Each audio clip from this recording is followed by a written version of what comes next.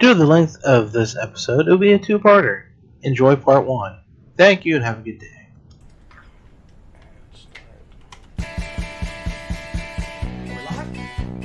Working on it. And welcome back to Stream of Conscious Podcast. You don't have the same enthusiasm. You gotta do a little more gusto, a little more oomph.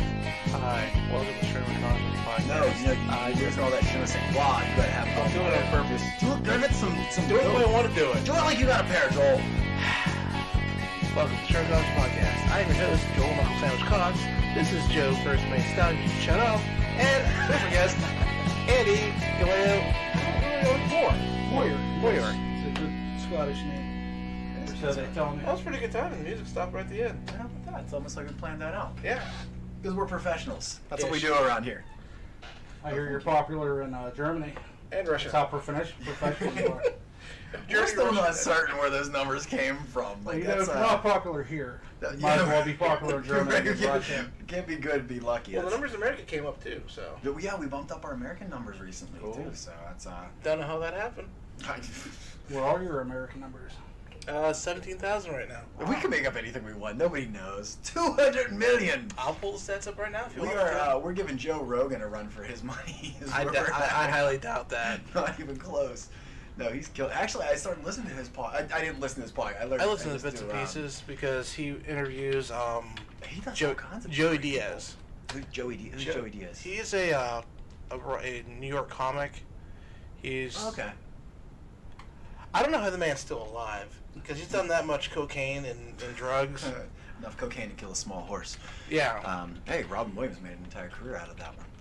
But I listened to him for the first time with he had Kevin Smith on from Mallrats and everything else. And weirdly enough, one of the guys that I started working with recently, he came from Vegas. He lived in Vegas. He was actually born in Brooklyn, but then he moved to Vegas, and now he's in Pittsburgh. But we were talking about Vegas, and then we started talking about this, that, whatever. We got into podcasts, and I said we talk about Vegas a lot on our podcast, and he's like, oh, I didn't know you do a podcast, and then he starts talking about the Joe Rogan one, and I'm like, as long as we've been doing a podcast, I've never listened to a podcast until about 2, maybe 3 months ago. Was the first time I even listened to one, other than ours, obviously.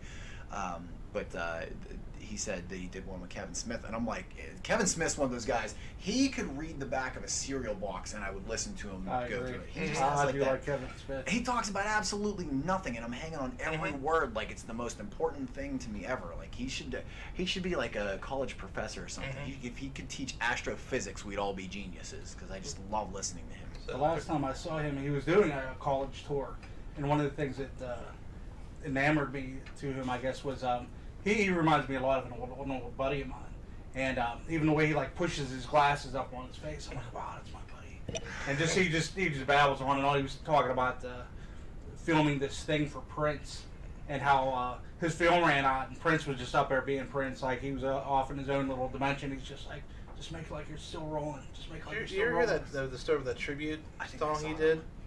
I forget who died, but Prince was supposed to show up for a practice. He didn't show up, and one of the Prince or Kevin Smith? No, Prince. Okay. It was a tribute. Some famous songwriter died or guitarist died. Okay. And there's this like tribute to him, so they all playing the guitar, and Prince never showed up for the practices. So the day of the thing, they were playing. If you watch the video, Prince is like looking at the guy like, I don't need to practice. I'm fucking Prince. I can do what I want. Prince plays while he's dead. Like, he's amazing. Is that video with Tom Petty? And I think so. Is it? Mm-hmm. I don't know who the tribute is for, but I've seen that a few times. Oh, the numbers you're asking about. So, I'm okay looking at the numbers, but the audience has been staring at a map of the world About 2 minutes. for the last however long. For 2 minutes. Okay. So 35,000 in the U.S., 3,700 in Russia. Don't show them this. I'm gonna start lying about these numbers. No. So that's like I expect this to be like 5 in the U.S., 1 in Russia, 5 in China. No, okay, well... These numbers are way better than I expected. No, we're killing it. That's awesome. I cannot believe... I wish we could have a little breakdown of where in the U.S. we're doing. Because according to this, I mean, we have listeners in Alaska right now. Canada's listening to us. I actually a little bit could, out there too. if I took the time, I could probably tell you where they are. too much effort. We'll do it on another time. Yeah, I'm not saying right free now, time. but- Since I've become aware of your podcast, I listen to you regularly from across the hall. It's easy to track that one down. That's we know right where you are. So that's one of the 3,000. So how many episodes have you listened to, Andy? Well, I've watched the live episodes since we became friends on Facebook, and I've tracked down a few other of the. I think they were just audio. We've had a lot of really great audio ones. I like that we're getting back into video again. We started off with video, and weirdly enough, I actually just was going through and looking at some of the old videos that we did, and they weren't horrible. The problem with but video, you can see how much we've progressed. The problem with video was the idea was like, hey, let's talk about this, and then I throw it on the screen. Well, what happened is I'd go to edit the video, and then I had to go back and look the stuff up again, and then splice it in and figure out when it would all go in. Well, now we have this OBS software. I can do it live. So now there's no editing involved. I just throw the stuff on the screen and switch over. Yeah, really. I mean, it's and you're getting a little behind the scenes look at what goes on, but really for like the audience when they're looking at home, it's basically just there's Coney Island and there's the three of us. Mm-hmm. But Joel's put a lot of effort and a lot of money into. You don't really see all the screens, all the microphones are all new. There's a lot of effort and time that he's put into. And basically, I wrote down some dirty words in my phone, and that's what I show up with. Joel's like, I got a new mixer and new microphones and a new speaker, and we're able to cut from one to the other. And I'm like, I just wrote down the word dookie joke, and that's all I brought in with me today. We used to use my old MacBook, and it got to the point where we'd be recording, it would just die. And I had to go back and like, oh, here's where we started, and had to do another edit, and it was just a nightmare. Well, I missed your live show today because I went to go rewatch Infinity War. But I have to go back and watch it because you're running the board, right? Yes, it was absolutely fantastic. The show went as smooth as humanly possible. It didn't go smooth by a long shot, but it wasn't even like as enough of a train wreck to be entertaining. It was just one of those shows where you're just like, what's going on? And I think we looked at IMDb for like 5 minutes straight. You just know, hey, Mr. Rogers has a movie coming out, and that's all that really happened on it. So it wasn't even bad enough to be good. Wait, Mr. Rogers has a movie coming out? Well, there's the Mr. Rogers. Who's playing the Mr. Rogers in the movie? Somebody told me Tom Hanks was, but that was definitely not Tom Hanks. I'm not seeing that. Yeah, that's a whole nother. Is it? But it's funny thing is Tom Hanks is on the screen. Well, Tom Hanks is in everything else. That's we were talking about Boys and Buddies is how we got into the whole Tom Hanks thing. But yeah, who's playing Mr. Rogers? It's You I Like. Is that the name of the movie? I think so. Wait, or is that? I think you passed it up. Go back one. So I decided to mix a little bit of little bourbon with my Gatorade today, and so if anybody's thinking about doing that at home, I strongly recommend against it because this is. Was delightful, is what it is. I don't know what. I just what went. flavor Gatorade is it? This is white, Glacier Cherry. Why is cherry not one of the red ones? Why is Glacier Cherry the white one? Won't you be my That's neighbor? odd to me. That's what it's called. Oh, that's. And that's what it should be called. I couldn't imagine it being called anything else.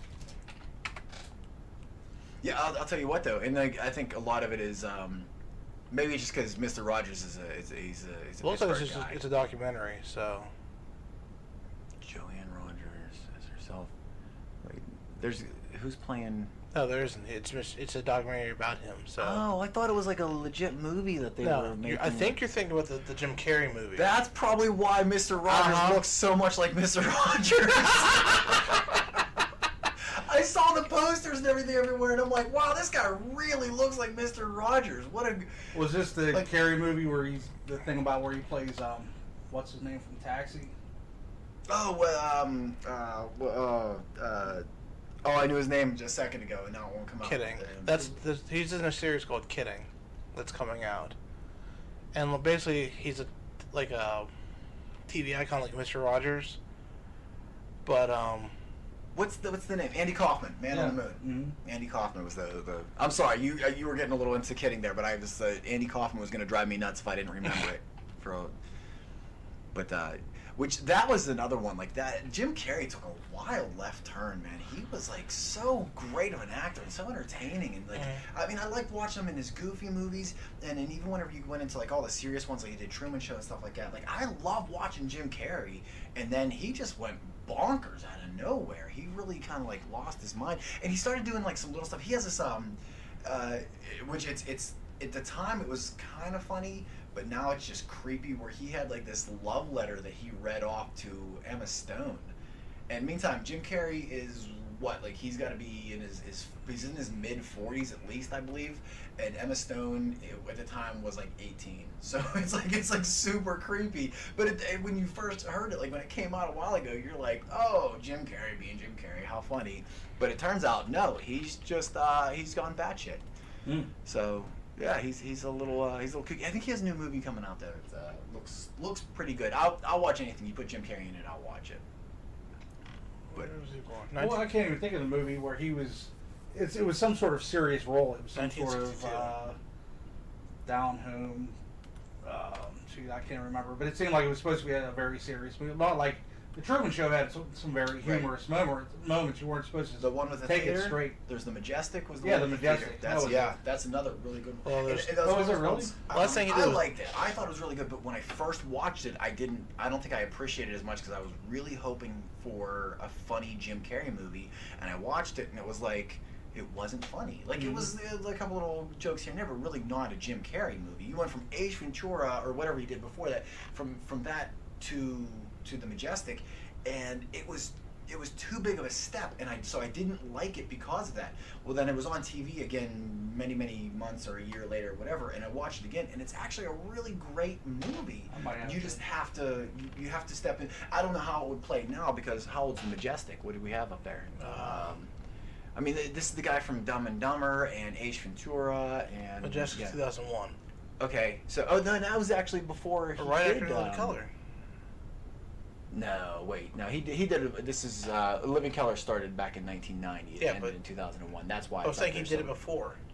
He did it after. He did after Living Color. And Living Color was like his first like real step onto. That's when he very. You know first what was came an in. interesting movie was Eternal Sunshine of the Spotless Spotless Mind. That was another really good, but that wasn't too big of a step out of comedy for him, I don't think. No. Like, he went from being, I mean, it was a very goofy movie, but it was serious, but at the same time it wasn't like, He did a lot of stuff it before wasn't him Living doing Color. drama. Yeah, but none of it was any good. He did Rubber Face, and he did like a bunch of like no name. But I'm just saying, like I thought he in Living Color was the first thing he ever did. No, that wasn't. That's when he first got known. That's when he kind of stepped into the limelight. Who was that? What was that thing that he did with the guy from Thumb Wars? What's Thumb Wars? It was a Star Wars spoof with like Oh. puppets. He's done movie things. First Thumb Wars was the first thing that comes to mind, but he did a movie that Carrey was in. Oh, okay, I don't know that one. That's funny. Jim Carrey actually plays Death, Wait, and they use a Rubber Face reference in that movie. So it's after Rubber Face. It's not Mr. Popper's Penguins. But Fun with Dick and Jane. Fun with Dick and Jane was another really good one. But that was back to his funny stuff again. But yeah, he's one of those guys that like he really came in really strong, and I mean, if he had not kind of went a little bonkers, he would still be. He was like the first one. Well, you know, he's an artist now. Oh, is he really? Yeah, he. I just watched some Like sort a of painter artist. Yeah, I don't know what his stuff goes for, or if even High if he strung. sells it, but he started going into this very strong. High Strung is the one he's uncredited as Death. High Strung. High Strung was the name of the movie. Mm-hmm. Who was the director or whatever? Directed by Roger Negert. That's not the guy I had in mind. Okay. By the way, did you know that Peter Jackson used to write garbage? Peter Jackson, Lord of the Rings. Peter Yeah. Jackson. So, Okay. There's a movie called The Fumbles. It's basically like, you know that new Sesame, that like non-Sesame Street dirty puppet movie? Wait, say that one more time. The non-Sesame Street puppet movie? We got to work on enunciation with you, Joel. No, we don't. Okay. Yes, Melissa McCarthy's in that. Yeah. McCarthy. Well, apparently he did a version of that before them. No kidding. That movie looks hilarious. Yeah. Have you seen the preview for this? The Melissa McCarthy. She's like, she's this detective. It's like almost like Who Framed Usually I Roger hear her Rabbit. name, I do an immediate right down. No, I actually love. I think I'm one of the few people that really like her. Like every time I talk about her, people are like, "No, I can't stand her." Happy Time think she's Murders. hilarious. Yeah, Happy Time Murders. It's like a cross between Who Framed Roger Rabbit and but it's like So what, the like it Muppets. has animation and stuff? Well, No, it's all Muppets. Muppets instead of the cartoons. really? But it's this goofy one where it's her and she like goes around like solving her and her Muppet partner. But yeah, it's Lethal Weapon with Muppets is what it is. Hi, folks. That's hilarious. Yeah, this. I think it looks great. I Yeah. can't wait for this one. I can't believe that they got the rights to be able to do this. Like, Well, it's a great But price. here's the thing, they're not Muppets.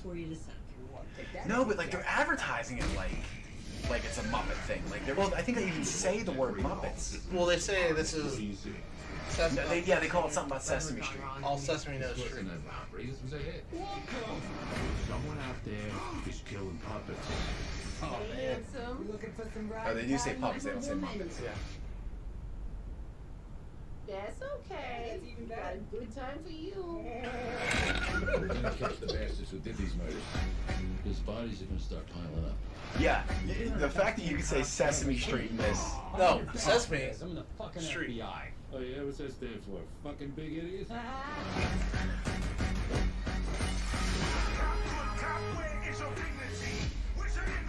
Yeah, I can't wait to take my kids to see this. What I think are that's we crazy. even I'm ready. I'm not sure we. God, are you alright? I ruptured my hymen. I'm not doing this. Do it. She's either really great in the movie or really terrible. It's either Bridesmaids or it's Tammy. Like, she has no in between. That is good shit. Well, fuck me. Maybe. Is Phil on? That's the dude from The Office. Is that what I think it is?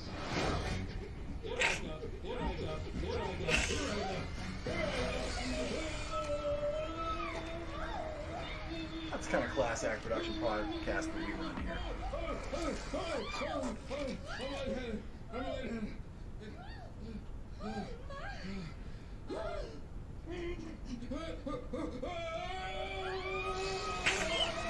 We need better time fillers than that, Joel. We're better than that. No, What's we're wrong not. with us? Let's not lie. We're not above anything. Oh, Joel. So there's that. Yeah, that filled 2 minutes of the show. But here's the thing: the one that Peter Jackson wrote is worse than that one. How is that possible? No, yeah, I think that looks great though. No, it's a good one. But I'm saying the one he wrote was like creepy and scary. Okay, now that I buy because Peter Jackson is Lord of the Rings, right? Yeah. Who's Game of Thrones? What's his name? Oh, R.R. Martin. Yeah. Okay, I don't know why I always get that mixed up for some reason. I know just the names. I always get that. It's one of those goofy things. Like I don't think that they necessarily, but Peter Jackson and R.R. Martin are ones that I always, when I hear one, I always think the opposite for some reason. But we're back to us. All right. Yeah. Just making sure because I know that we're having problems with that flip over. No, it's the spacebar. It's taking care of it now. All right, all good. So, The, but, when you were the creepy thing you were saying with Peter Jackson, it makes me think of Guillermo del Toro. Didn't he work with him on Lord of the Rings with like the weird elf guys? Oh, I didn't know. yeah, it's who's Guillermo del Toro? Hellboy. Yeah, Hellboy. Shape okay. of Water. Okay, yes, The, yes. The Academy Award winning. Yeah. For some reason, I gotta look the guy up. I can't remember his name. He was in Fear and Loathing. His partner. Oh, Benicio del Toro. Yeah, I always think of him. when Yes, think of, I do that too. I get that. That's another one. Oh, like that guy's a director? That was Johnny Depp in that. Yeah. Johnny Depp, Benicio del Toro. That was one of those ones. I watched that with a bunch of my buddies. We went to go to the theater, and maybe I wasn't high enough or something for that movie, but I did not love that. I not that I wasn't high enough. I wasn't high at all because I I don't smoke pot, but like we went to go watch that movie, and I remember like at the end of it, everybody being like just like what? Oh, that's a great movie, and we're in the theater, and like who claps at a movie in the theater? But like people were clapping at the end. I know you do, you weirdo. But at the end of the movie, like, and I'm just like in shock and awe. Like I'm just watching the screen, like that can't be what I just watched. Like did I just waste 2 hours of my movie and $10? But yeah, that was like such an odd movie, and it got so acclaimed. Like everybody loved that, and it's one of those ones that I keep saying I want to go back and rewatch and really see if maybe like in my youth I didn't understand it, I didn't get it, it didn't resonate with I me. found out a lot of movies that I'm like when I was younger, I'm like, oh that's scary, or oh, and then I'm like, boy, I was naive. I hate going back and rewatching a movie because it always ruins that illusion. Like we were talking before about Austin Powers. Like I watched it and I loved it. That was the funniest movie I'd ever seen until I rewatched it. And it's the worst movie I've ever seen. I have plenty of movies like that. Labyrinth or not Labyrinth. Legend. Legend with Tom Cruise was my all-time favorite movie for years and years. There's nothing that surpassed Legend. I just tried to watch it. I don't even know if it was a year ago with my wife. She's looking at this. She's like, "This is dumb. This is stupid." I'm like, This is terrible. What are you saying? How am I married to you? And I started looking at it from her point of view. I'm like, "Wow, this movie is dumb." It really is a bad That's like movie. Bill and Ted's Excellent Adventure. Like we saw those as kids and we loved Yes. it. My wife never saw it as a kid. And at first we're like, "Why are they talking like that?" I'm like, "That was your That's classic Bill and Ted. Yeah, California kids. That's how they talk." Yeah. No, that's funny because you go back and you watch, because like, and we don't really, Sarah and I don't, she is not a movie watcher, so like we don't watch movies together too often. Very seldom do we get any kind of, and if we do, it's usually like we go to the theater to watch a movie, but we don't sit down on the couch and watch a movie together. But occasionally I'll go, you really got to watch, I really loved whatever. And I've learned, we've been married long enough now that I've learned to not do that anymore. But there's like quite a few movies I put her through that I was like, you got to watch so and such movie, and we sit down and we watch them, and a lot of times it's just like, I'm watching it and I'm like, I'm watching her more than I'm watching the movie, waiting for her reaction, and she's not reacting the way that I want her to react, and I'm just going, you know what? I get it. Like, I don't know why I thought whatever so and such movie was any good, because there's a lot of them you just can't go back and watch, and like even like the big thing now with all like the Marvel movies and like the Avengers and you go back and watch those. I can still watch Iron Man. The first Iron Man, I still swear, is the best of the Marvel movies. I love that. Like it's timeless for me. There are certain movies that no matter how often I've seen them or how long it's been, Good Will Hunting is the best movie of all time in my opinion. Always will be. I love that. If it's on TV, I no matter what else is going on, I stop and I start watching that movie. Like I just can't walk away from it. But like I think of like all the movies we watch now and how like one day I'm gonna like try to rewatch, Avengers or whatever, and I'm gonna come back and look at them, and I'm part of me is like worried as I watch a movie now in my adulthood. I watch it thinking, will I like this movie in 10 years, in 5 years? Is this still going to be a good movie? Is this something that I'm going to come back and I'm going to go, I'm proud that I saw that movie. I like that I. Oh, it's like being in the movie Super Troopers. When that movie first came out, I'm like, I gotta see this movie. This movie's gonna be amazing. And then everyone calls, why are you seeing that movie in the theater? That movie's garbage. Why are you gonna see it? Super Troopers? Yeah. Who said that? Everybody was in the theaters. It came out on DVD and everyone's buying it. Like, this movie's awesome. I'm like, no, you can't get to say that. You told me I wasted my money. There are some movies that are definitely better on video than they are. Like we were talking about, just came out, Upgrade. Upgrade is not a theater movie. It's not going to do well in the theaters. It's one of those movies that once it hits DVD, once it hits video, once it's on Netflix, people are going to swarm to it, and I think it's going to be a really big movie. But I haven't seen it yet, so I don't know how it's actually going to play out. But it's and I think Matrix was another one of those ones. Like Matrix, I don't know how it did in the box office. It was an amazing movie, but I bet that its DVD sales. The Matrix blew my mind. Yes. In the movie Yes. theater, from the point where they walk into the hotel lobby. From that until the end, I was literally white knuckled on the edge of my seat. It was like such an amazing story that was so original and it was so unique and so new. In the box office? Mm-hmm. Okay, but so how did it do after that is what I'm saying, is like, because that's actually pretty good numbers. The Matrix kind of killed it, but when it goes to, once it like left that, it feels like, it's like Firefly. Firefly was one of those shows that people were like, how did that ever get canceled? I don't think its ratings were all that great, but once it was gone, people were like, how dare you? But here's the thing. At that time, I forget, it was like 3 different Fox producers, and they all killed each other's projects. And with Firefly, they didn't show the first episode first. They showed the second episode first, and they showed the episodes out of order. So they set it up to fail. I think when I watched So when it I came out on watched out of DVD, order. so when it came out on DVD, people could watch it in order, and it made more sense. Right. No, and I'm not saying it wasn't a great show. It was a great show, but it didn't do well. It didn't pull in an audience that wanted to see that. I think if it came out now with the way that Netflix is and the live streaming and how you can binge watch a show, because really when it came out, you didn't have that option. You watched it, you wait a week, you watch it, you wait a week, you watch it. Whereas now you have the option to sit down and DVD or to Netflix or to you can binge watch a show, and it makes a massive difference on it.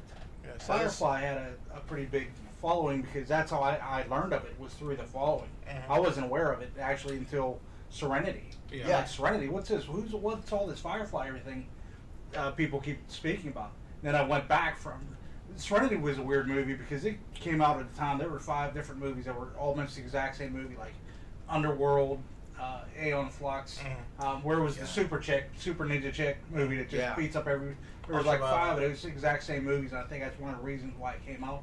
But I heard about Firefly through the following. And I went back and checked it out. That's one of those things. If you watched Serenity was the movie, right? So if you watched Serenity, it by itself really couldn't stand alone and do well. It couldn't. But you had to be a Firefly fan to appreciate Serenity. But then again, if you watch Serenity and then tried to go back and watch Firefly, you weren't going to get the same result out of it. You weren't going to enjoy it in the same way that it's kind of like going to see Infinity War. But I did the same thing. I didn't know, and I was lucky enough that I had people like Joel and other friends that all my nerdy friends that kind of said, hey, listen, don't jump into the movie. Go back, start from the beginning, watch it. So that's like going to see Infinity War and not watching any other Marvel movies. Yes. Right. There's so much stuff in there that's you can't jump into You have no idea what's going on or why the characters are. I think you could, but you would have to immediately go back and start finding. I'm saying all that small stuff. You're going to lose a lot not doing it though. You can watch that movie by itself. Well, you can. But I'm saying, but you don't know all the intricacies. Like they packed a lot of stuff in there. Right. Like that cell phone with Steve Rogers. Yeah, Steve Rogers. Like all the stuff that was in previous movies. Oh, right. Or like whenever. A lot of previous references. Yeah, there's so many previous references. And you're not going to feel as emotional about not that. I watching the movie, I didn't think it was like really like a heartbreaking moment, but kind of like the gut wrencher, the tearjerker of the movie was whenever and has it been long enough? Can I kind of ruin? Can I spoil? A couple weeks at this point. I just it'll be another 2 months before this comes out. Okay, all right. So that I can cover this one. So I hate to spoil because spoiler alert. Yeah, spoiler Fast alert. forward a minute. Give me 30 seconds here. When Thanos does the Thanos snap, and then all of a sudden everybody starts to just and then you get Spider-Man just like wilting away, and there's that whole moment between him and Tony Stark where it's just like he's like, I don't want to go, and Stark is just like becomes a father figure at that point. And, I mean, really kind of was a little bit all the way along, but really first time that you see him feel as if he's a father towards Spider-Man, and just that moment of like that heartbreak. You don't really appreciate and acknowledge that if you hadn't seen Homecoming and all, like really if you don't know, I mean if you haven't seen Iron Man 1, 2, and 3 at this point and all of the Avenger movies he's been in, then shame on you. But that was like, you don't know that character well enough to know he's a super selfish person who then in turn is really kind of giving, and they've kind of beaten that a little bit to death where whenever he which one was the one where he takes the rocket into the wormhole? Avengers. Is that just the first Avengers? Okay, whenever he does the and you're like, okay, they're playing him as he's no longer this selfish character. So you've already crossed that threshold. So for them to kind of go, okay, how do we make him even less selfish, giving him Spider-Man as like a son type character, sort of like that Batman and Robin, that father and son, that host and ward kind of thing, really progressed that. But if you hadn't seen all that and you hadn't seen all that interaction, the moment's you're gonna miss the moment as much. You're just gonna go, well, he's sad. Spider-Man's going away. That's like was it in Iron Man 3 where there's the young boy that had the potato shooter or whatever, and he kind of makes as though he's gonna keep blowing his kid off and whatever, He's like, please take care of me. He's like, see you later, kid. And then at the end of the movie, he like builds him his dream lab in his barn.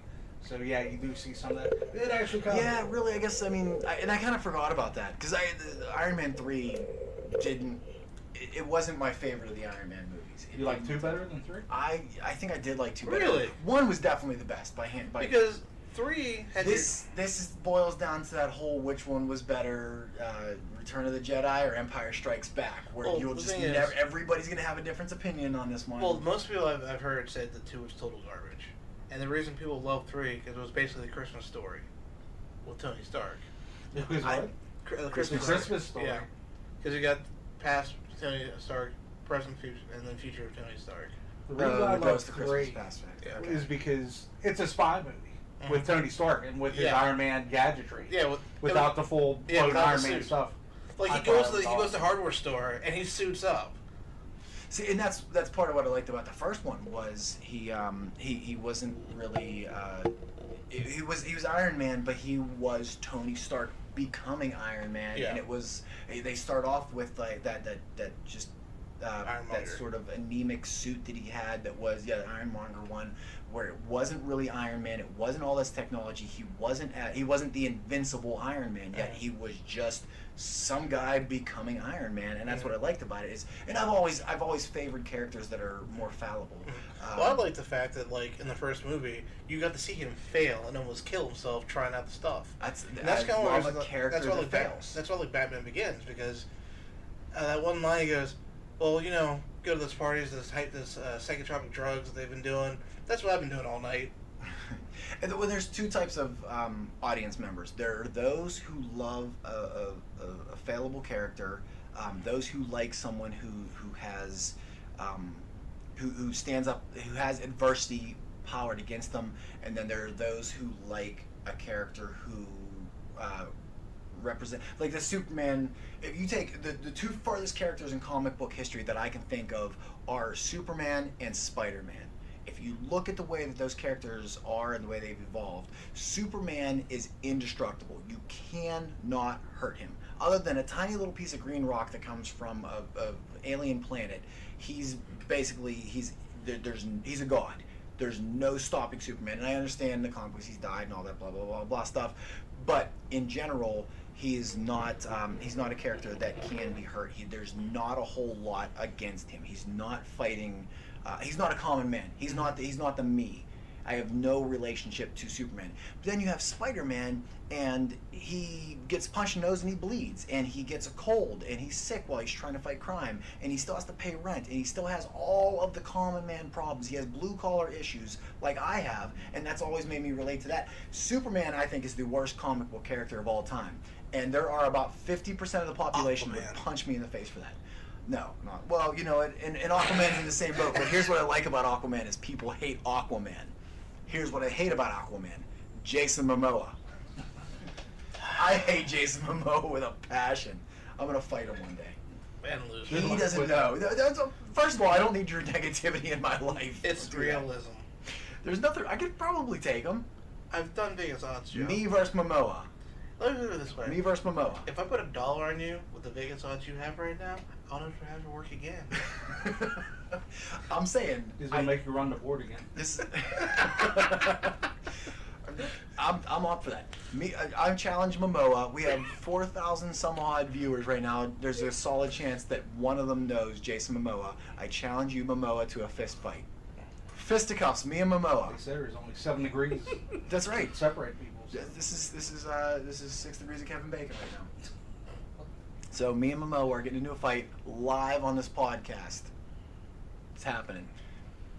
I'm in, and I'm gonna kick the daylights out of him. And that's it for this part of the episode. Tune in next week for part 2. And disco.